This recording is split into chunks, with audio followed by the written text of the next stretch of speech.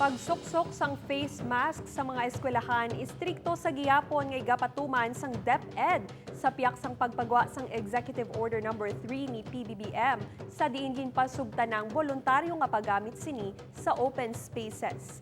Ini gitutukan ni John Sala.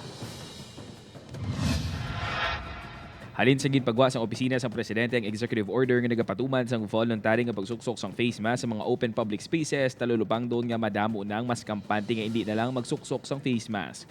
Apang sa mga eskwelahan preno anay suno sa Department of Education 6 bangod santo sa DepEd Order number 34 series of 2022 ang pagsuksok sang face mask sa campus kag classrooms ang mandatory sa gihapon. Wala man sang may nabaton pa nga department order o kon memorandum ang DepEd 6 angot sa pagpatuman man sang EO number 3 sa mga bulutuan. Since wala pa no sang inang document nga nagabot sa amon, kaka-classroom nato no is considered as an enclosed space. So we will continue no to follow the directives based no sa unsing DepEd Order number 34. Apisar nga dugang gastos para sa mga ginikanan ang pagbakal sang face mask ilabi na nga tigkiriwi subong para kay Mommy Michelle. Gamay nga antos lang kuno para sa kaayuhan sang kabataan. Para man sa ikayong lawas dati nga why not nga gamay malang nga sakripisyo biskan mahal sige lang.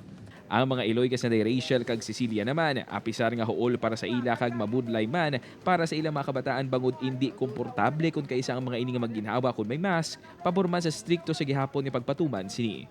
Iban balan di mo man malikawan nga iban gagasipon ubo mo na bala para nga malikawan taman nga malatnan ang iban nga mga bata.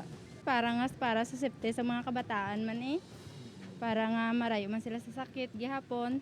Sagwa sa mga eskwelahan hindi naman makontrol sang ahensya ang strikto nga pag-obserbar sa mga ginikanan kag kabataan sang pagsuksok sang face mask. Apang panawagan sang health authorities nga mas maayo sa gihapon nga magpangaman pinaagi sa pagsuksok sini. Upuod kay si Dido Dinduque, John Sala, Buona, Western Visayas.